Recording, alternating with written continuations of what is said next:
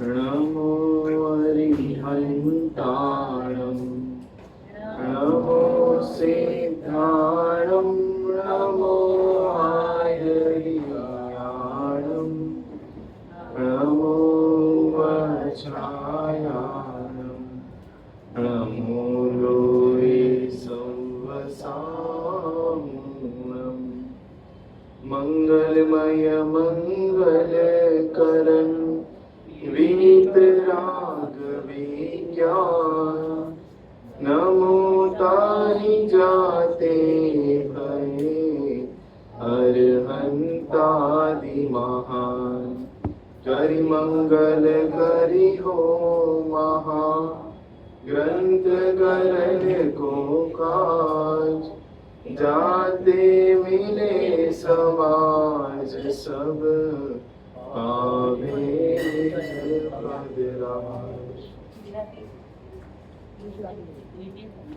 आचार्य कल्प पंडित टोडरमल जी द्वारा रचित मोक्ष मार्ग प्रकाशित ग्रंथ, इसके प्रथम अधिकार में श्रोता का स्वरूप, इस प्रकरण पर हमारी चर्चा चल रही है।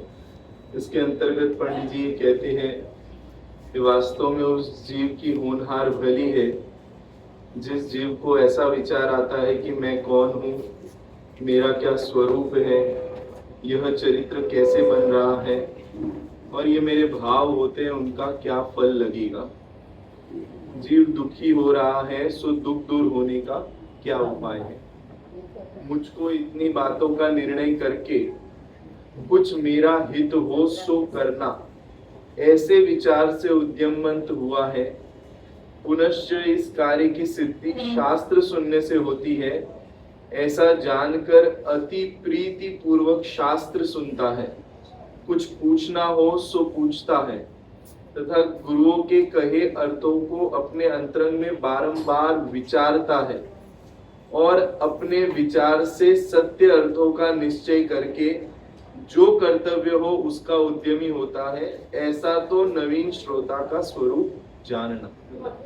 ये जो नवीन श्रोता है, नवीन श्रोता मतलब जिसके बात में अभी तक, तो जिसके कान में अभी तक जिनवाणी की बात पड़ी नहीं हो, ऐसा श्रोता जो है वो जिनवाणी की बात सुनकर उसके चित्त में ऐसा प्रश्न उठता है कि वास्तव में मैं कौन हूँ, मेरा क्या स्वरूप है, ये चरित्र कैसा बन रहा है ना।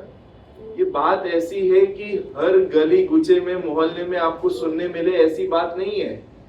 ये तो दुर्लभ वार्ता है। ये तो गुरुदेव श्री फरमाते थे बार बार कि आ बात तो काने पड़वी दुर्लभ छे। ये बात जो है वो कान में पड़ना दुर्लभ है। 24 घंटे हम जितनी भी वार्ता करते हैं उसमें मैं कौन हूँ ऐसी वार्ता कहाँ आती है ना। जो भी चर्चा चलती है दैनिक जीवन में, लोगों के बीच में अनेक प्रसंग होते हैं, है ना, अनेक धर्म के आयोजन होते हैं दुनिया में, उस सब में मैं कौन हूँ ये बात कहाँ आती है। ये बात कान में पड़ना दुर्लभ है। अभी ऐसी बात किसी, है ना, व्यक्ति के कान में पड़े और उसे ऐसा प्रश्न खड़ा होवे कि वास्तव में मैं कौन हूँ, मेरा क्या स्वरूप है, और इन सारी बातों का जो है वो मुझे इतनी बातों का निर्णय करके, मुझे कितनी बातों का, ये जो आगे 5 बातें बताई ना, इन बातों का क्या करना है, निर्णय करना है, और निर्णय करके कुछ मेरा हित हो सो करना। अभी उसे इन बातों के निर्णय करने में उसे क्या लगता है कि इसमें तो मेरा कुछ हित है, ये तो मेरे हित की बात लगती है मुझे, ऐसा उसे लगता है। तभी वो निर्णय करने के लिए क्या होता है, तैयार होता है, उद्यमवंत होता है। और ऐसा उद्यमवंत, ऐसे विचारों से उद्यमवंत हुआ और फिर उसे ऐसा लगता है कि इन बातों का निर्णय मुझे शास्त्र पढ़ने से होगा, शास्त्र सुनने से होगा। तो अति प्रीति पूर्वक क्या करता है, शास्त्र की बातों को सुनता है, गहराई से उसका स्वाध्याय करता है, उसके बारे में विचार करता है और विचार करके फिर निष्कर्ष पे पहुंचता है। आप समझना, निष्कर्ष पे पहुंचना बहुत जरूरी है। मात्र पढ़ते रहना, मात्र इसको हम है ना स्वाध्याय का भी जो है ना इस जीव को व्यसन नहीं बनाना चाहिए। व्यसन इन द सेंस कि स्वाध्याय जो है वो स्व को समझने के लिए है, तो ये अवलंबन है और अवलंबन कभी भी है ना बोझा रूप ही होता है। आप शास्त्र पढ़ते पढ़ते भी है ना आप क्या हो जाओगे कभी ना कभी, अगर निष्कर्ष पे नहीं पहुंचोगे ना तो बोरियत होने लगेगी। आप समझना, इसी कार्य को करते हुए अगर आपको उसका फल नहीं मिले ना तो उसमें आपको क्या होने लगेगी, बोरियत होने लगेगी। जबकि इस शास्त्र को पढ़ के हमें सहज होने की विधि जो है वो उपलब्ध होनी चाहिए। आकुलता हमारी मिटे इस दिशा में जो है वो पुरुषार्थ जागना चाहिए, तो हमें आनंद आएगा, इसका रस विशेष आएगा। नहीं तो मात्र पढ़ करेंगे हम, और पढ़ने के बाद में अगर हम निर्णय पे नहीं पहुंचे, निष्कर्ष पे नहीं पहुंचे, तो कहीं ना कहीं ये चीजें भी हमें काटने को दौड़ेगी। फिर हमें ऐसा लगेगा इतने सालों से हम पढ़ रहे, इतने सालों से सुन रहे, कुछ होता नहीं है, कुछ होता नहीं है, ऐसी क्या होती है फीलिंग अंदर में बनते चली जाती है। जबकि यहाँ पे कहा कि इस कार्य की सिद्धि शास्त्र सुनने से होती है, ऐसा जानकर अति प्रीति पूर्वक शास्त्र सुनता है, कुछ पूछना हो सो पूछता है, तथा गुरुओं के कहे अर्थों को अपने अंतरंग में बारंबार विचारता है और अपने विचार से सत्य अर्थों का निश्चय करके क्या करता है, यहाँ तक पहुंचना चाहिए कि अपने विचार से। अब ये जो विचार किया ना, ये विचार भी जो है ना थकावट है। आप समझना, विचार आनंद नहीं है। आत्मा के बारे में विचार करना भी जो है वो क्या है, आकुलता रूप है। विचार करते करते परेशान हो जाएंगे हम अगर हम निष्कर्ष पे नहीं पहुंचे तो। विचार भी जो है वो विकल्पात्मक है, राग है, राग सहित होता है वो विचार, राग से प्रेरित है। विचार जो है वो विचार हमारा क्यों होता है कि उस वस्तु की प्राप्ति के लिए होता है। अगर मात्र विचार हो और वस्तु की प्राप्ति नहीं होना तो वो विचार भी जो है वो हमें क्या करेगी, परेशान करेगी, पीड़ा उत्पन्न करेगी, आकुलता रूप है क्योंकि। इसलिए कहा कि विचार से, अपने विचार से सत्य अर्थों का निश्चय करके जो कर्तव्य हो उसका उद्यमी होता है। अब अपने विचार से है ना जब निश्चय हो गया, नक्की हो गया, निर्णय हो गया, जिनवाणी के माध्यम से नक्की हो गया कि मैं जानने देखने वाला तत्व हूं, ऐसा निर्णय हो गया, तो वो निर्णित विषय में जो है फिर उसमें अपने उपयोग को क्या करता है, मग्न करता है। ये रहस्यपूर्ण चिट्ठी के वाक्य बोल रहा हूं मैं आपको कि ये जो निर्णय किया उसी में अपने परिणाम को क्या करता है, मग्न करता है। और मग्न करता है और उस मग्नता में उसे सहज आनंद की जो है वो प्राप्ति होती है। अभी कहा ना, अपने अर्थों निश्चय करके जो कर्तव्य हो उसका उद्यमी होता है। एक बार हमें ये निर्णय हो गया कि मैं जानने देखने वाला तत्व हूं, मैं शरीर देह संयोग पर पदार्थ रूप नहीं हूं, तो फिर हमारा क्या कर्तव्य रहा बताओ, हमारा कर्तव्य क्या रहा, उसके बाद क्या कर्तव्य रहा। जब हमें पता चल गया कि शरीर रूप में नहीं हूं, मैं संयोग रूप नहीं हूं, मेरा परद्रव्य के साथ में कोई संबंध नहीं है, ऐसा जब हमारा निर्णय हो गया, अब समझ, हमने बहुत शास्त्रों के माध्यम से है ना, अनेक तर्क युक्ति अवलंबन के माध्यम से, उदाहरणों से, हर तरीके से हमने ये चीज क्या कर ली, समझ ली कि वास्तव में मैं पर से क्या हूं, भिन्न हूं। तो उसके बाद हमारा कर्तव्य क्या रहता है, ख्याल में आ रही है? अब जब ये निर्णय हो गया ना, तो इस निर्णय के साथ में आनंद साथ में आए बिना रहता ही नहीं है। अब हमने पूरा भोजन बना दिया है ना, बना लिया, अपने जो रेसिपी बताई थी उसके अकॉर्डिंगली पूरा भोजन हमने बना लिया। बनाने के बाद में क्या कर्तव्य रहता है, क्या कर्तव्य रहता है, आप समझ क्यों किया इतना। अब बहन से हमने है ना उनके घर पे जाके है ना, वो उन्होंने बढ़िया सी, अब जो भी रसगुल्ला बनाया होगा है ना, तो वो हमें इतना बढ़िया भाया, उन्होंने हमें चखाया, तो हम उनके घर पे गए, स्पेशली उनसे हमने वो पूरी विधि सीखी है ना, उसको पूरा प्रयोग में लिया और उसके बाद में फिर अपने घर पे आके उसको क्या किया हमने, जैसे जैसे सिखाया था उसको वैसे वैसे हमने बरोबर उस विधि से हमने उसको बनाया, और बना के फिर क्या किया, टेबल पे सजा के रख दिया। फिर क्या बन गया, वस्तु बन गई, आपकी वस्तु सिद्ध हो गई, तो फिर उसके साथ में आनंद आता है कि नहीं आता है, कि फिर आनंद लाना पड़ता है। फिर चीज बन गई ना, जैसी विधि उन्होंने बताई उस विधि के अनुसार हमने सारे मसाले और जो भी उसकी विधि थी उस विधि के अनुरूप है ना प्रवर्तते हुए वो है ना वो मिष्टान क्या कर लिया, हमने बना लिया। तो वो बनाने के साथ ही हमें आनंद आता है कि नहीं आता है, कि जैसा हमने सीखा था वैसा क्या हो गया, बन गया। जैसा हमने शास्त्र से सीखा कि आत्मा का स्वरूप कैसा है, ऐसा जो है शास्त्र के अवलंबन से मुझे ख्याल में आ गया। तो ख्याल में आ गया, फिर क्या कर्तव्य रहता है बताओ। अरे वो ख्याल में आने के साथ में आनंद जो है वो साथ में ही होता है। ख्याल में आपने वो रेसिपी सीखी और बरोबर आपकी वो मिठाई जो है वो बन गई, तो बन गई तो उस बनने के साथ में ही आपको आनंद आता है कि नहीं आता है, आता है ना, कि हाँ जैसी विधि बताई वैसे ही मैंने प्रयोग किया और प्रयोग करके वैसी बन गई। अब कभी ऐसा भी होता है कि हमने बनाने का प्रयास किया लेकिन वैसी नहीं बनी। अब नहीं बनी तो फिर क्या करते हैं, नहीं बनी तो क्या करते हैं, नहीं बनी तो इसका मतलब हमने कहीं ना कहीं कोई चूक की है, तो क्या करते हैं, उसे दोबारा बनाने का प्रयास करते।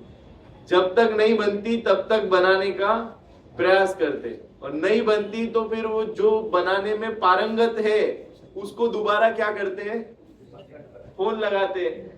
मैंने तो कोशिश की लेकिन आपके जैसी नरमाट जो है वो इस रसगुल्ले में नहीं आ रही है, पूरा बिखर गया है, ऐसा हो गया है, वैसा हो गया, जो भी आप समझना। तो जब तक नहीं बनती है तब तक बार बार क्या करते हैं हम, का देखो मैं क्या कहता हूँ, एक होए तरण काल मा परमारत्नो हाँ समझना। ये जिस विधि से महावीर भगवान मुक्ति को प्राप्त हुए हैं उसी विधि से आदिनाथ भगवान भी मुक्ति को प्राप्त हुए हैं, और उसी विधि से हम भी मुक्ति को प्राप्त होंगे। उसी विधि से गुरुदेव श्री को भी सम्यक दर्शन हुआ और मुक्ति को प्राप्त होंगे। जितने ज्ञानी होंगे वो विधि एक ही है, आप समझना। ख्याल में आ रही बात, कि एक होए तरण काल मा परमारत्नो, कि ऐसा नहीं है कि महावीर भगवान है ना प्रयास करेंगे तो कोई अन्य विधि होगी, आदिनाथ भगवान करेंगे तो कोई अन्य विधि होगी, हम करेंगे तो कोई, ऐसा है ही नहीं। बस इतना है कि जिस विधि से होती है उस विधि रूप परिणमन होवे तो निश्चित रूप से कार्य की सिद्धि हुए बिना रहती नहीं, है ना। तो ये ऐसा गुरुदेव श्री कई बार फरमाते थे इसके लिए कि अन्यथा अन्य उत्पत्ति है, मतलब आत्मा का अनुभव पूर्वक ही इस जीव को जो है वो मुक्ति की प्राप्ति होती है, और अन्यथा अनुत्पत्ति है, मतलब अन्य किसी विधि से जो है वो मुक्ति की प्राप्ति हो जाए ऐसा तीन काल में संभव, मतलब राग में धर्म मानते मानते जीव मुक्ति को प्राप्त हो जाए, है ना, कुदेव कुगुरु कुधर्म की सेवा करते करते है ना मुक्ति को प्राप्त हो जाए, ऐसा संभव ही नहीं है। पर में अपनापन किए रखे और मुक्ति को प्राप्ति हो जाए ऐसा संभव नहीं है। कर्ता बने की बुद्धि बनी रहे और उसे मुक्ति की प्राप्ति हो जाए ऐसा तीन काल में संभव नहीं है। तो वो एक ही विधि है। अब जब तक वो विधि है ना हमें प्राप्त नहीं होती तब तक क्या करें, हमारे पास में उपाय क्या है। पंडित टोडरमल जी ने गहराई से उसके लिए कहा कि तत्व निर्णय करने में अपने उपयोग को क्या कर लगा, है ना। और आपको एक विशेष बात कहता हूं कि जब हम तत्व निर्णय करने में अपने उपयोग को लगाते हैं ना, तो उससे हमारा जो ज्ञानावर्णी दर्शनावर्णी कर्म है वो भी क्या होता है, ढीला पड़ता है। आप समझना, कई बार आपको ऐसा होगा कि मैंने आज ये प्रवचन सुना, इसमें ये कुछ बातें आई तो सही, अच्छी तो लग रही है, लेकिन हमारे समझ में, और फिर भी हमने समझने का प्रयास जो है वो जारी रखा, है ना। तो आज वो बात नहीं समझ में आई तो 2-4 दिन बाद वो बात क्या होती है, हमें ख्याल में आती है। कभी भोजन बनाते बनाते हमें अचानक जो है वो बात क्या होती है, क्लिक होती है और उसको ऐसा लगता है कि अरे पंडित जी जो कहना चाह रहे थे ना उसका अर्थ आप समझना, ये कांस्टेंट चलते रहता है ये प्रोसेस। हमने कई बार स्मारक में जो बात हमने पढ़ी थी विद्यार्थी जीवन में, तो हम जब पढ़ के निकले उसके बाद भी जो है जब कई प्रवचन करने जाते हैं, किसी और का व्याख्यान सुनते हैं या वो खुमारी हमारी चलते रहती है, तो कई दिनों बाद कई सालों बाद वो बात क्या होती है हमारे ज्ञान में और स्पष्ट होती है, क्लिक होती है। आप समझना, तो ये तत्व निर्णय करने में अपने उपयोग को अगर हम लगाए रखते हैं तो तत्संबंधी कर्म आवरण भी जो है वो क्या होते हैं, दूर होते हैं, और हमारे है ना उस तत्व के अंदर की जो रुचि है और जो धगस है और बार बार जो अभ्यास है उससे वो हमें उस बात की परिपक्वता आ ही जाती है ना। अब वो ये ऐसा ही है जैसे अभी कोई है ना बॉडी बनाने के लिए जिम में गया, आप समझ, और पहले दिन गया और जाके है ना किसी बॉडी बिल्डर को देखा उसने, है ना इतनी बढ़िया बॉडी है उसकी और वो 100 किलो वजन उठा रहा है, तो ये भी गया और उसने जोश जोश में जाके क्या किया, पहले दिन 100 किलो वजन उठाना चालू कर दिया, है ना। उसे ऐसा लगा कि जल्दी जल्दी उठाऊंगा और जितना ज्यादा उठाऊंगा तो क्या हो जाएगी, फटाफट बॉडी बन जाएगी। तो उसने पहले दिन उठाया, तो पहले दिन उठाने के बाद में घर आया तो दूसरे दिन जिम जाने लायक ही हाथ पैर सारे दर्द करने लगे, क्योंकि उसको उस चीज का अभ्यास ही नहीं है। आप समझना, तो ये ऐसी चीज है, ये अभीक्ष्ण ज्ञानोपयोग, आपने वर्ड सुना हो तो, है ना, कि आप सतत खाते पीते उठते बैठते सोते, है ना, ये एक धारा जो है वो क्या होती है अंदर में चलती रहती है। कहीं ना कहीं ये तत्व ज्ञान जो है हमने जो पढ़ा है जिनवाणी के माध्यम से,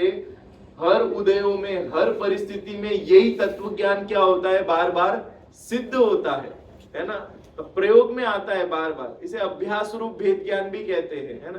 तो क्या होता है, जिस चीज की रुचि होती है ना उस चीज की खुमारी हमें चलते रहती है, चाहे सोए चाहे खाए, रात को सपने भी आए ना तो इसी तरीके के सपने, गुरुदेव श्री ऐसे सपने आते थे, है ना। कईयों को, ज्ञानी जीवों को ऐसे सपने आते थे, सपने में जो है यही तत्व ज्ञान ही चले, उठे तो उसी की बात करे, कहीं भोजन करने जाए तो जिस साधन से मिले उसी की चर्चा करे। आप समझना, दूसरी कोई बात सुआए नहीं उसे, रुचे ही नहीं उसे।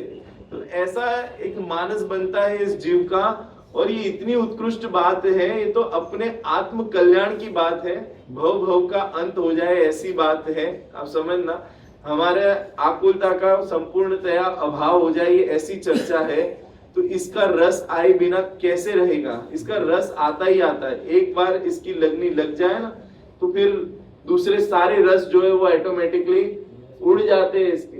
भजन भी है ना, आत्म अनुभव आवे जब निज आत्म अनुभव आवे, रस नीरस हो जात है तत्क्षण, है ना। क्या हो जाता है, रस नीरस हो जाता है। ये जो बाहर के रस है ना, ये सारे रस कैसे लगने लगते हैं, नीरस से लगने लगते हैं, अर्थात उसमें से आनंद आता है, ऐसी बुद्धि हमारी क्या हो जाती है, छूटने ख्याल में आई। ऐसा आत्मा का रस जो है वो चढ़ता है, अपने जानने देखने स्वभाव का जो सामर्थ्य है उसका ऐसा रस चढ़ता है कि दुनिया की बाकी सारे रस जो है वो क्या होने लग जाते हैं, फीके, है ना। आप सब और कछुना सुहावे जब आत्म अनुभव आवे, है ना। तो यही कहना चाह रहा हूं, देखो, पिता गुरु की कहे अर्थों को अपने अंतरंग में बारंबार विचारता है और अपने विचार से सत्य अर्थों का निश्चय करके, ये विचार कब तक चलता है कि जब तक निश्चय ना हो, कुछ कहना, जब तक निश्चय ना हो तब तक विचार चलता है। और विचार निश्चय करने के लिए, आप समझना, ये विचार सिर्फ विचार करने के लिए नहीं है, किसके लिए है, जब तक निर्णय नहीं होता तब तक ये विचार करता है, विचार करके निश्चय करके जो कर्तव्य हो उसका उद्यमी होता है। ऐसा तो नवीन श्रोता का स्वरूप जानना। अब उसके बाद में देखो आगे, पुनश्च, हाँ हाँ, यह चरित्र कैसे बन रहा है, ये जो मेरा जीवन निर्माण जो हो रहा है, ये जो मेरे भाव हो रहे हैं, इन भावों के आधार से जो हमारी एक संतति बन रही है, हमारा जो चरित्र बन रहा है, चरित्र एक हिसाब से हम कह सकते हैं उसे अपनी लाइफस्टाइल कैसी बन रही है अपनी, है ना, हमारी दिनचर्या, हमारा जीवन चरित्र जो है वो, है ना, कहते हैं ना कि भाई इसका चारित्र बहुत, है ना, प्रबल है ना। तो ये सिर्फ उतने तक सीमित नहीं है। चरित्र मतलब कुल मिला के इसकी पूरी पर्सनैलिटी जो है वो कैसी निर्माण को प्राप्त हो रही है। अब एक ज्ञानी की पर्सनैलिटी कैसी होती है, एक अज्ञानी का पर्सनैलिटी जो है वो कैसी होती है। तो मतलब अज्ञानी जो है वो हर पर पदार्थों में जो है अपनापन करने में लगा रहता है, उसका कर्ता बनता है, उसका भोक्ता बनता है और निरंतर आकुलता को वेदन में लेते रहता है, अर्थात दुखी दुखी बना रहता है। और एक ज्ञानी जीव है जिसके सत्य तत्व ज्ञान जिसके जीवन में आया है, उसकी पर्सनैलिटी, उसका ओवरऑल डेवलपमेंट वो कैसा होता है, उसका जीवन कैसा होता है, उसका चरित्र कैसा होता है। तो ये वहां पे उसकी बात हो रही है कि उसकी दैनिक दिनचर्या का हो, चाहे उसका पूरा जीवन निर्माण का हो, उसकी पर्सनैलिटी का हो, तो कहते हैं उसका ये जो मेरा चरित्र जो है वो कैसा बन रहा है ना। हाँ, वो सारी चीजें आप ले सकते हो उसके अंदर। कि मतलब एक ज्ञानी जीव जो है, जो तत्व ज्ञान से सराबोर जीव जो है, वो आत्मज्ञानी पुरुष जो है, उसका एक पर्सनैलिटी कैसी होती है, और एक अज्ञानी जीव है तो हमारा जो चरित्र कैसा बन रहा है, मेरा जो आचरण है, मेरे जो विचार है, मेरे जो है ना मान्यताएं है, हाँ, ये जो मेरे परिणाम को तो और विशेष रूप से लिया इन्होंने, ये जो मेरे भाव होते हैं इनका क्या फल लगेगा। लेकिन ये ओवरऑल हमारी जो पर्सनैलिटी है वो कैसी बन रही है, इसके बारे में हम कभी विचार नहीं करते हैं, है ना, कि आखिरकार मेरी सोच कैसी है, मेरी मान्यता कैसी है, ये जो मेरे भाव हो रहे हैं, इन भावों से मेरा आगामी भव कैसा होगा, है ना, मेरा भविष्य कैसा होगा, इसके बारे में जो है वो कुछ विचार नहीं करता। तो ओवरऑल कुछ ना कुछ इस जीव का लक्ष्य होता है ना कि मुझे ये हासिल करना है, या मुझे ऐसा बनना है, मुझे इन जैसा बनना है, मुझे सर्वज्ञ भगवान जैसा बनना है, मुझे अशरीरी बनना है। तो वो उनकी पर्सनैलिटी कैसी होती है। यहाँ पे मंगलाचरण में इन्होंने कहा ना, यहाँ ते मिले समाज सब, है ना, पावे निज पद राज, है ना, कि मैं ऐसी समाज में जाके मिलना चाहता हूँ। कौन सी समाज? सिद्धों की समाज, है ना, उन जैसा मेरा चरित्र होवे, उन जैसा मेरा, है ना, आचरण होवे, ऐसी अंदर में सोच होनी चाहिए, है ना। तो क्या होता है कि आदमी जैसा सोचता है ना, उसी तरीके से उसके परिणाम प्रवर्तते हैं, है ना। अभी किसी को, है ना, बढ़िया क्रिकेटर बनना है तो वो उसकी फोटो लगा के उसको देख देख के उस जैसा बनने की क्या करता है, भावना बाता है। तो आखिरकार हम कैसा बनना चाहते हैं कि हम रोज अनंत और सिद्ध परमात्मा के, है ना, दर्शन करते हैं, उसके कारण हम उन जैसा बनने की हमारे अंदर में क्या है, भावना है ना। तो उन जैसा मेरा चरित्र हो, मैं जो है कब मुनि बनूं, कब मोक्ष मार्ग पे आरूढ़ हो, कब मैं आगे बढ़ूं, ये ऐसी अंदर में जो भावना होती है। तो यहाँ पे कहते हैं ये जो मेरा चरित्र है वो कैसा बन रहा है ना, इसके बारे में इस जीव को क्या होना चाहिए, विचार होना चाहिए, है ना। कई बार अपन वो सेलिब्रिटीज को देखते हैं ना, फिल्मी सेलिब्रिटीज को, उसकी तरह एक्टिंग करने की कोशिश करते हैं, उसकी तरह चलने की कोशिश करते हैं, उसके जैसा वस्त्र पहनते हैं, तो हम उनको देख के उन जैसा बनने की क्या करते हैं, है ना। तो यहाँ पे हमें ये विचार करना चाहिए कि आखिरकार मैं कैसा बनना चाहता हूँ, है ना, ये जो मेरा चरित्र है वो कैसा है, और किस तरीके से मैं अपने जीवन को, है ना, आगे बढ़ाना चाहता हूँ, या मैं क्या हासिल करना चाहता हूँ। कोई ना कोई ध्येय होना चाहिए ना जीवन में।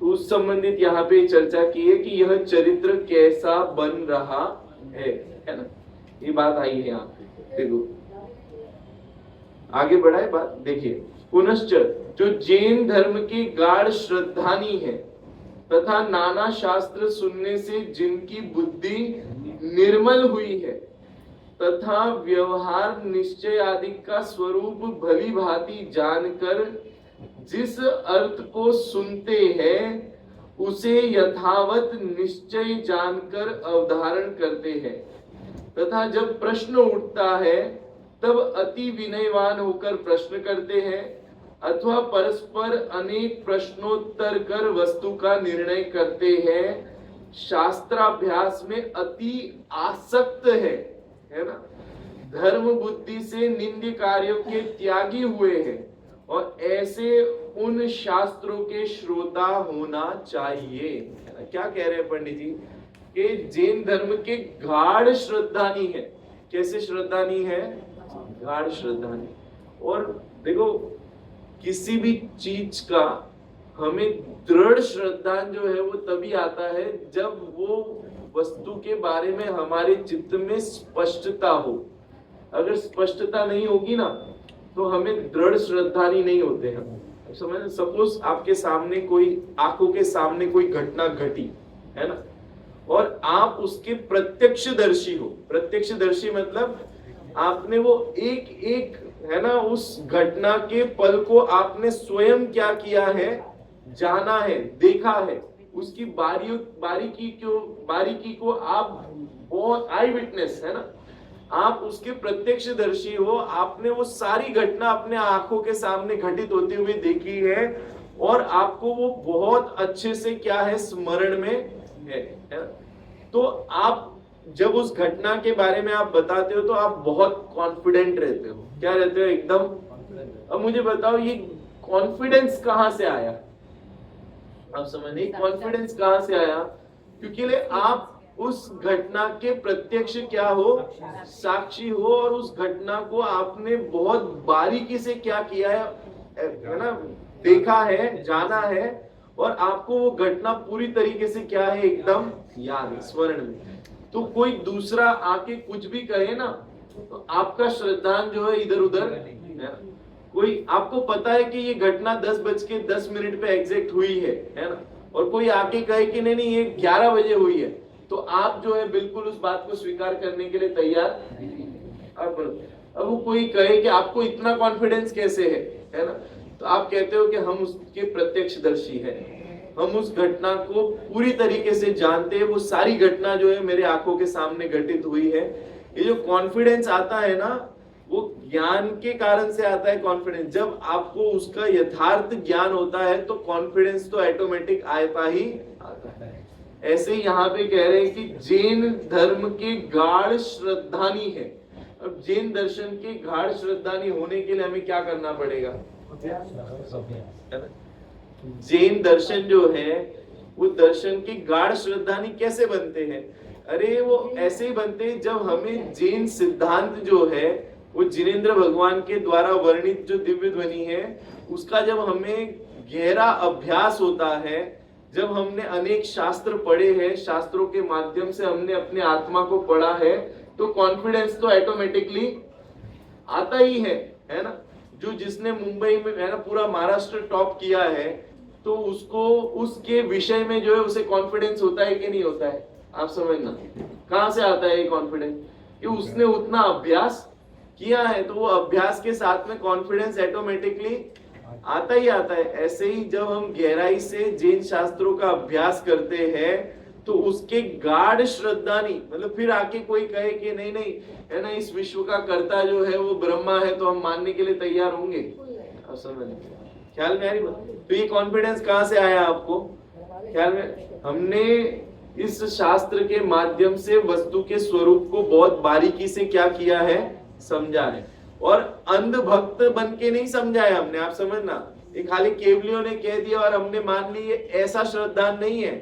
ये लॉजिकली जिनवाणी में हर बात को लॉजिकली प्रमाण से, न्याय से, युक्ति से, तर्क से जो है ये बात क्या की गई है, सिद्ध की गई है, और उसको हमने उस तरीके से क्या किया है, ग्रहण किया है। तो ऐसे ग्रहण करने के बाद में अब जो कोई आके हमें कहे इन्होंने इस विश्व का कर्ता कोई ब्रह्मा है ना, तो फिर हमारे पास में उसके तर्क और युक्ति भी है।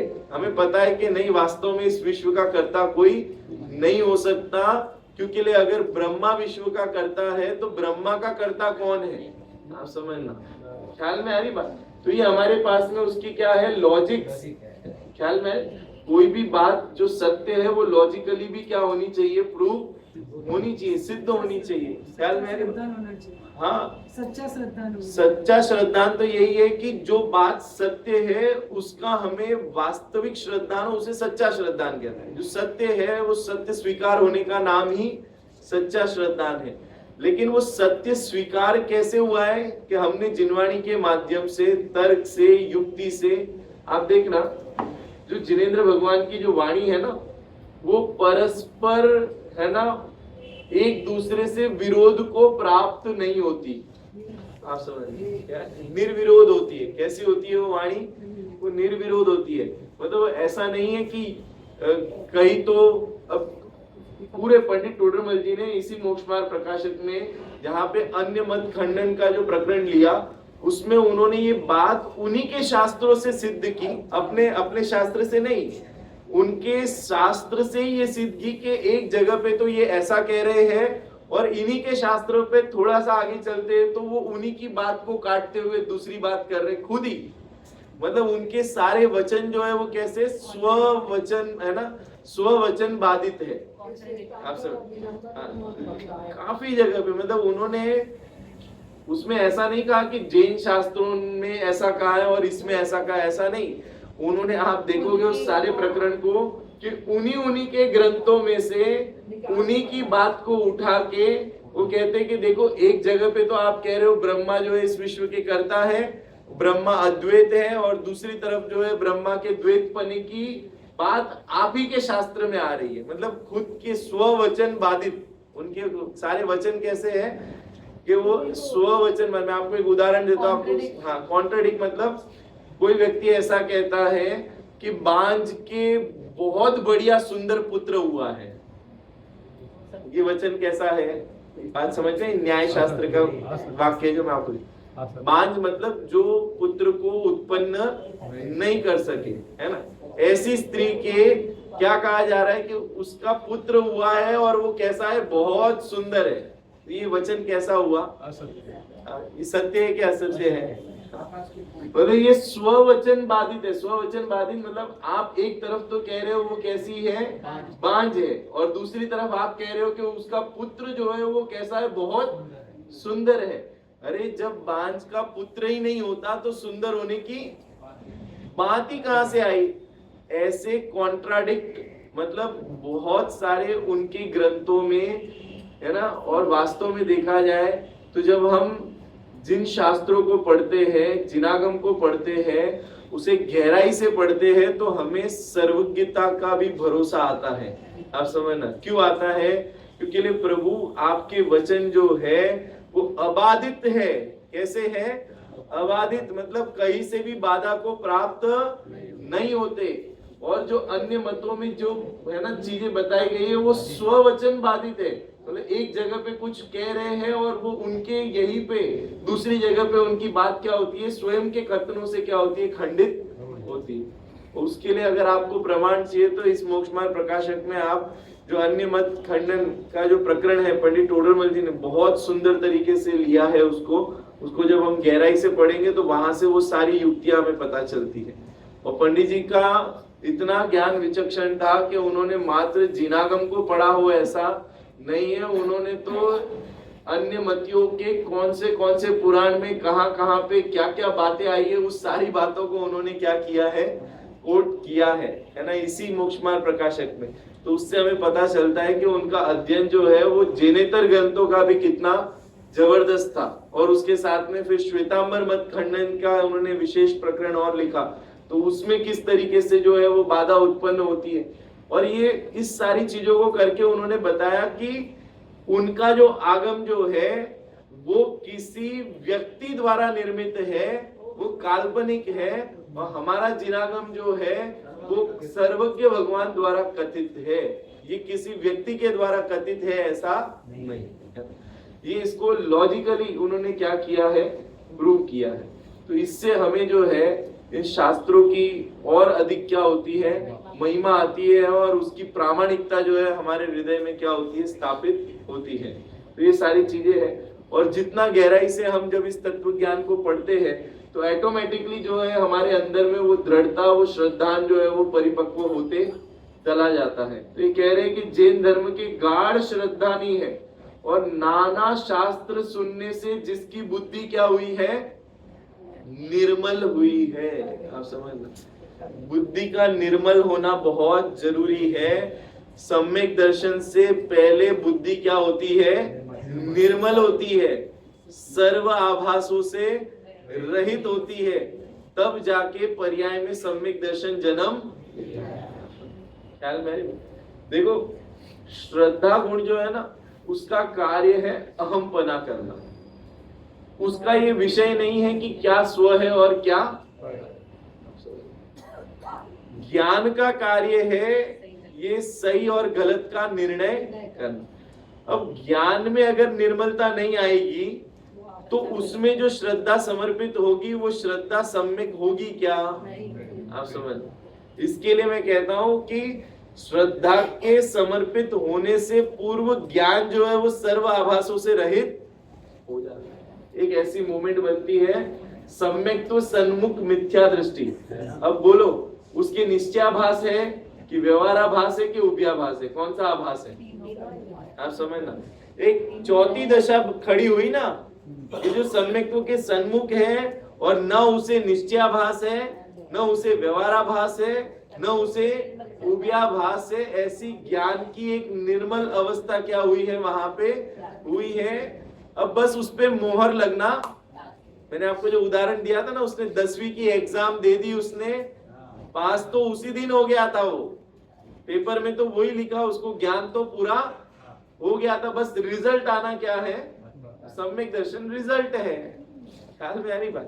देखो आप, ये जो न्याय तंत्र चलता है ना, भाइयों को थोड़ा ज्यादा उसके बारे में ख्याल होगा कि कई बार क्या होता है, न्याय तंत्र में समझो केस की सुनवाई वगैरह पूरी हो गई, ठीक है, और पूरी होने के बाद में जो है ऑर्डर तैयार होता है ना, उस केस का क्या होता है, ऑर्डर तैयार होता है। अब वो ऑर्डर तैयार हो गया, पूरा ऑर्डर क्या हो गया, रेडी हो गया। अब ऑर्डर रेडी हो गया और वो जज के टेबल पे आके रखा हुआ है, किसके लिए, खाली आप समझ। अब मुझे बताओ वो ऑर्डर सही है कि नहीं है, आप समझ। ऑर्डर तो एकदम परफेक्ट तैयार होके तैयार पड़ा है सामने, अब बचा क्या है, खाली सर्टिफाइड होना बाकी है। अब वो ऑर्डर पे मात्र वो जज का क्या होता है, लास्ट ऑफ साइन बाकी, और जैसे ही साइन हो जाता है वो क्या हो जाता है, ऑर्डर पक्का हो गया। क्या हो गया, ख्याल में आ रही बात। ऐसे ही आप ये मत समझना कि कुछ नहीं हो रहा है। किसी को लगता हो ना हम ये शास्त्र स्वाध्याय कर रहे हैं, कुछ नहीं हो रहा है, कुछ नहीं हो रहा है, ऐसा नहीं है।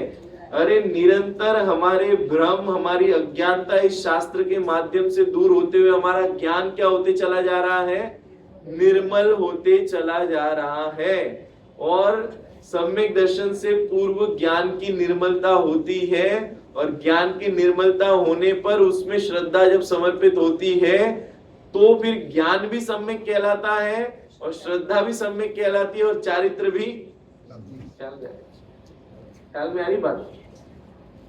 ऐसी व्यवस्था है, और ये पूरा रहस्यपूर्ण चिट्ठी जो है ना, उस प्रकरण में आप पढ़ोगे तो आपको ये सारा विषय जो है वो ख्याल में आएगा। और कई जगह पे पंडित जी ने बात में हर जगह पे जो है आपको उसकी हिंट छाप जो है आपको, जब आप गहराई से उसका अध्ययन करेंगे तो देखो यहाँ पे भी बात आई ना कि ऐसा है ना, अनेक प्रश्न देखो, उसे यथावत निश्चय जानकर कहा ना, जिनकी बुद्धि निर्मल हुई है तथा व्यवहार निश्चय आदि का स्वरूप भली भांति जानकर।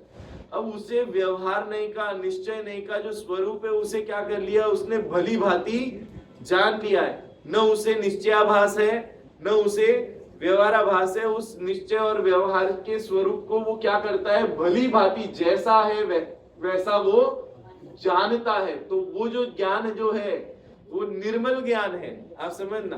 वो ज्ञान जो है वो आभासों से रहित ज्ञान है।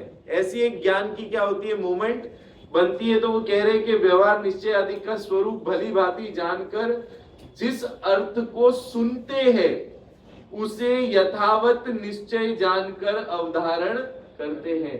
मतलब जिसका जैसा अर्थ है उसे उसी रूप में क्या करते हैं, अवधारण करते हैं, उसे धारण करते हैं, है ना।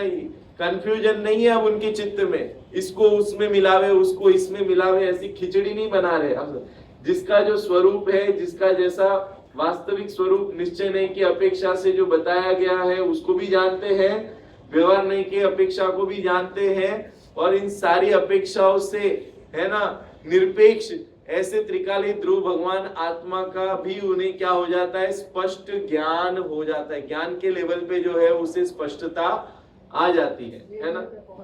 हाँ, निर्णय होता है यथावत। और ये कैसे हुआ है कि ये कहा ना यहाँ पे, जैन धर्म के गाढ़ श्रद्धा ने उसका सतत अति प्रीति पूर्वक सुनना, परिचय करना, अपने आत्म कल्याण की भावना से जो शास्त्र अभ्यास में, और आगे एक एक शब्द जो है वो कितने गंभीर बताए पंडित जी ने। देखो यहाँ पे वो कह रहे हैं कि व्यवहार निश्चय आदि का स्वरूप भलीभांति जानकर जिस अर्थ को सुनते हैं उसे यथावत निश्चय जानकर अवधारण करते हैं, तथा जब प्रश्न उठता है तब अति विनयवान होकर प्रश्न करते हैं, अथवा परस्पर अनेक प्रश्नोत्तर कर वस्तु का निर्णय करते हैं। क्या करते हैं कि कोई प्रश्न उठता है तो क्या करते हैं उसका, अति विनयवान होके, कोई साधर्मी हो, कोई है ना अपने से भी ज्ञानी कोई हो जिसका गहरा स्वाध्याय हो, उनसे क्या करते हैं, मिलके उसका समाधान करते हैं। ख्याल में आ रही बात। तो वो समाधान करते हैं, विनयवान होकर प्रश्न करते हैं, अथवा परस्पर अनेक प्रश्नोत्तर कर वस्तु का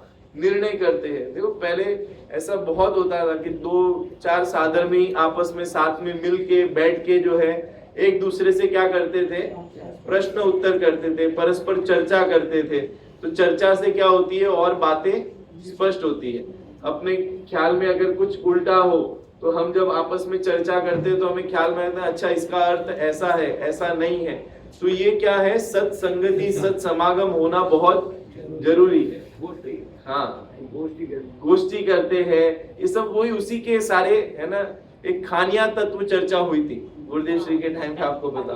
तो वो खानिया तत्व चर्चा में भी कई प्रकार के प्रश्न आए, उसकी तो पूरी बुक बनी है, प्रकाशित हुई है, और उसके अंदर फिर काफी प्रश्न उत्तर हुए। बड़े बड़े विद्वानों का जो है वहां पे, है ना, मिलना हुआ था, और उसमें बहुत बड़े बड़े प्रश्नों का वहां पे निराकरण हुआ था।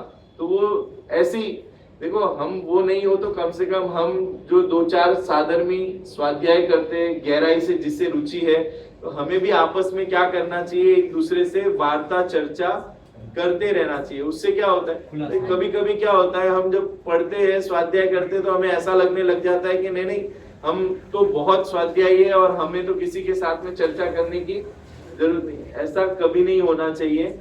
ये तो साधर्मी के लक्षण है कि दोनों आपस में मिले तो क्या बात करें, आपने कौन सा बिजनेस स्टार्ट किया है, ये सब बात करने का तो यहाँ पे साधर्मियों के बीच में ये सब चीजों की चर्चा तो चाहिए ही नहीं। जब 4 साधर्मी मिले तो आपने कौन से शास्त्र का स्वाध्याय किया, आपने जो है उसमें आपको क्या नए भाव ख्याल में आए, है ना, क्या नए रहस्य ख्याल में आए, ये ऐसी आपस में चर्चा हो तो उससे क्या होता है कि परस्पर अनेक प्रश्न उत्तर कर वस्तु का निर्णय करते हैं। और कहते हैं, देखो ये शब्द, शास्त्राभ्यास में अति आसक्त है। कहाँ पे आसक्त है, उनकी बुद्धि जो है वो कहाँ लगी हुई है, और ऐसी आसक्ति होती है खाने में नमक डला के नहीं डला वो भी याद नहीं रहता, होता है, आप समझना। और ये ऐसा खाली टोडरमल जी को होता है ऐसा नहीं है, ऐसा हमको भी होता है, आप समझना। जब आप समझना कभी बेटी का ब्याह हो, है ना, और बारात जो है वो एकदम गेट पे आके खड़ी है और यहाँ पे जो है वो भोजन तैयार नहीं है, तो उस टाइम पे हमारा भी दिमाग क्या होता है, हमें दूसरा कुछ सोचता ही नहीं है ना। ऐसा क्या होता है कि जिस चीज की अति तीव्र रुचि होती है ना, तो वहां पे बुद्धि इस तरीके से आसक्त होती है। और यहाँ पे कह रहे कि शास्त्राभ्यास में अति आसक्त है। कहाँ पे आसक्त है, क्योंकि उन्हें शास्त्र से अपने स्वरूप को जानने की और जान के उसमें समाने की अति तीव्र क्या है, रुचि है। तो हाँ मैंने आज ये पढ़ा है, दूसरों को बता। हाँ, बताते हैं ना, अंदर में जब खुद को उल्लास आवे, है ना, आप समझना, कोई अभी अमेरिका घूम के आया है तो अंदर में उसको बहुत मजा आई हो, तो वो इसका बोलते हैं ना, मनुष्य का एक बाय डिफॉल्ट नेचर होता है, जब खुद को मजा आती है तो दो चार दोस्तों को, मित्रों को बताने का अंदर में, अरे मुझे मजा आ गया यार भाई, ऐसा है वहां तो ऐसा है। अब वो अमेरिका जाके आया और एक महीने तक वही वही के गुण गाते रहे, वही वही के, वहां तो ऐसा है, वहां की सड़कें ऐसी है, वहां की सफाई ऐसी है, वहां पे इतना डिसिप्लिन है, आप समझ ना, वही वही की क्या करते रहे, गुण गाते रहे। गए थे ना कई बार, लंदन पंच कल्याणक में गए थे बहुत सारे जन, तो पहली बार लोग, काफी लोग जो है वो पहली बार गए, तो वहां से जाके आने के बाद में महीनों भर जो है उसी की चर्चा, और कोई जीव ऐसा भी है उसमें से कि जो एक ही बार गया हो वहां, तो सालों बाद भी जो है वहां की गई हुई यात्रा को जो है वो क्या करता है, याद करता है। क्यों ऐसा? क्योंकि बाय डिफॉल्ट नेचर है, उसको वहां पे क्या लगा, मजा लगी ना, अच्छा लगा। हाँ, तो ऐसे यहाँ पे जिसे शास्त्र पढ़ने के बाद में उसे आत्मा प्राप्त हुआ, आत्मा समझ में आ गया, अपनी आइडेंटिटी जिसे क्या हो गई, ख्याल में आ गई, तो उसे मजा आती है, तो है ना, सभा में 19 बार समय सार प्रवचन चल जाता है और मजा खत्म नहीं होती। बोलो आप समझ, और हर बार आते और आहा हा हा हा, आप समझना, गादी पे बैठे और आहा, ख्याल में आ रही हो, अभी ऐसी मजा है। तो ऐसी मजा अति शास्त्र अभ्यास में अति आसक्त, कितने आसक्त गुरुदेव श्री का जीवन देव कितने अति आसक्त थे। 19 बार उन्होंने पूरा अद्योपान समय सार जो है वो सभा में चलाया, अनेक ग्रंथ, मतलब आप देखो तो जीवन में दूसरा और कोई कार्य ही, सुबह रात सपने में भी, है ना, ये समय सार और सारे शास्त्र ही जो है वो गुनगुनाते रहे, तो कितने अति आसक्त रहते। आप टोडरमल जी देख लो, 47 वर्ष की आयु थी उनकी, खाली 33 वर्ष की आयु में जो है उन्होंने रहस्यपूर्ण चिट्ठी लिखी, मोक्ष मार्ग प्रकाशक आदि ग्रंथ, टीकाएं और कितनी शास्त्रों का गहराई से अध्ययन किया। तो जब तक बुद्धि अति आसक्त नहीं हो तो ऐसा हो पाना संभव है क्या? तो ये कह रहे हैं कि शास्त्राभ्यास में अति आसक्त है, धर्म बुद्धि से निंद्य कार्यों के त्यागी हुए हैं। अब जिसे धर्म बुद्धि पूर्वक, अब जिसे धर्म रुचता है, धर्म जिसने अपने जीवन में अंगीकार किया है, तो उसके जीवन में निंद्य कार्य, जो लोक निंद्य कार्य है, लोक मर्यादा में, है ना, जिसकी निंदा होती हो, ऐसे कार्य तो उसके जीवन में सहज ही क्या हो जाते हैं। अब समझ, जो शास्त्र अभ्यास करने में बिजी है, आप समझना, जो जिनेंद्र भक्ति, जिनेंद्र भगवान के पूजन अर्चना इत्यादि करने में बिजी है, अब वो आपको कहीं पे क्लबों में, कहीं पे यहाँ पे वहां पे ऐसी संगतियों में दिखाई देगा। ऑटोमेटिकली बाय डिफॉल्ट वो सारी चीजें क्या हो जाती है, जीवन में छूटी जाती है, और उसका रस भी उसे रहता ही नहीं है। तो डबल फायदा हो गया ना, एक तो अपने आत्मा के समीप भी जा रहा है, और लोक निंदी कार्य ऑटोमेटिकली क्या होते चले जा रहे हैं, छूटता चला जा रहा है। अब ये बोझा नहीं लगता उसे, आप समझना, उसका जीवन सहज ऐसा हो जाता है। ऐसे ही मुनिराज जो 28 मूलगुण का निरतिचार पालन करते हैं, तो याद कर करके नहीं करते, अरे उनका जीवन ही ऐसा हो गया है कि उनको चलने का भाव होता है तो 4 हाथ देखे बिना चलने का भाव ही नहीं होता। उनको भोजन का भाव होता है तो दिन में एक ही बार होता है, उससे ज्यादा भाव ही नहीं आते, और कई बार तो एकासन और उपवास में उनका जीवन जो है वो व्यतीत होता है। तो उनकी लाइफस्टाइल ही ऐसी बन गई है। तो यहाँ पे कह रहे धर्म बुद्धि से निंदे कार्यों के त्यागी हुए हैं, ऐसे उन शास्त्रों के श्रोता होना। ख्याल में आ रही बात? कभी आप जो है ना कोई सक्सेसफुल हो ना किसी फील्ड में, उसका इंटरव्यू चलता है, आजकल बहुत पॉडकास्ट चलते हैं, पॉडकास्ट चलते हैं, तो जब इंटरव्यू लेते हैं ना कि आपने ये कैसे हासिल किया, है ना, तो आप उसके अंदर आप उसकी स्ट्रगल देखोगे ना, तो उसमें आपको ये बात दिखेगी कि वो उसमें बहुत अति आसक्ति पूर्वक क्या था जुड़ा। चाहे वो क्रिकेटर हो, चाहे डॉक्टर बना हो, चाहे इंजीनियर बना हो, चाहे साइंटिस्ट बना हो, तो उसने अपना जीवन का सर्वस्व क्या कर दिया उस चीज के लिए। ख्याल में आ रही बात? तब जाके जो है वो ऐसा कार्य होता है। ऐसे ही हम अपने यहाँ पे भी देखे, जितने भी ज्ञानी हुए उन्होंने अपना सर्वस्व जो है, इस तत्व ज्ञान और किसके लिए, मुझे बताइए, किसी और के लिए है क्या? इस सब हमारे स्वयं के आत्म कल्याण के लिए है। इसका लाभ किसे प्राप्त होगा? इसका लाभ स्वयं को ही प्राप्त होगा। किसका जन्म मरण दूर होगा? स्वयं का होगा। इसमें पर का कुछ है ही नहीं, है ना।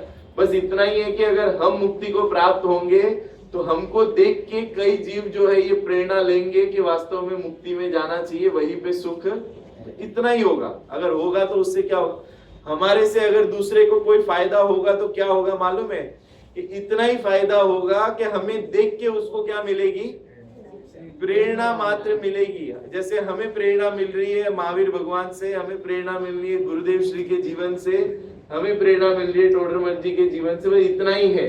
इससे अधिक और कुछ न कोई वो हमें तारने वाले हैं, न हम उनके कारण से तरेंगे, ऐसा नहीं है। हम तरेंगे तो अपने स्वयं के अज्ञान को दूर करके, स्वयं अभ्यास करके, स्वयं प्रश्नों के उत्तर को ढूंढ के, समाधान को लेके हम सहज होंगे। हमारी सहजता हमें काम आएगी।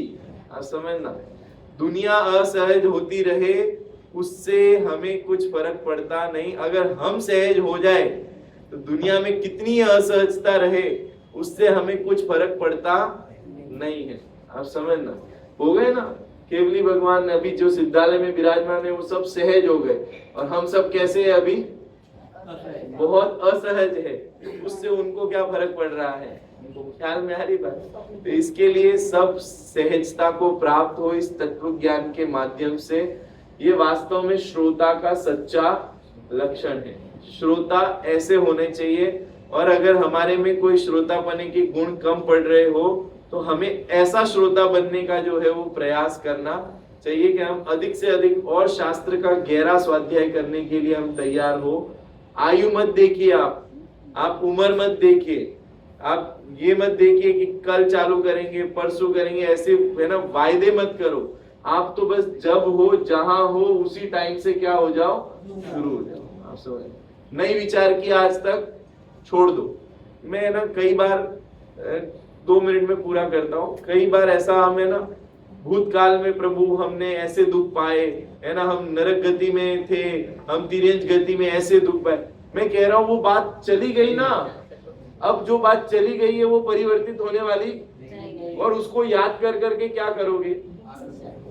ये तो ठीक है, आपको परिचय कराया कि भूतकाल में हमने ऐसे जीवन व्यतीत किया है, तो एक बार हमें पता चल गई कि हमारा भूतकाल ऐसा गया है तो गया। अब आप जो वर्तमान है उस पे आप कंसंट्रेट करो तो भविष्य ऑटोमेटिकली क्या हो जाएगा? सुधर जाएगा। वो बार बार नहीं, और वो सारी पूजाओं में है ना उसी तरीके से, प्रभु मैं भूतकाल में यहाँ था, मैं यहाँ रखड़ा, मैं यहाँ से यहाँ गया, मैं यहाँ से वहां गया। और किसको सुना रहे हैं हम? आप समझ, जो तीनों काल के समस्त पदार्थों को एक साथ एक समय में जानते हैं, है? और उनके सामने जाके हम क्या कर रहे हैं? अपना रोना रो रहे हैं। तो रोना धोना आप बंद करो। रोने का अवसर नहीं है, रोने का अवसर क्या हो गया?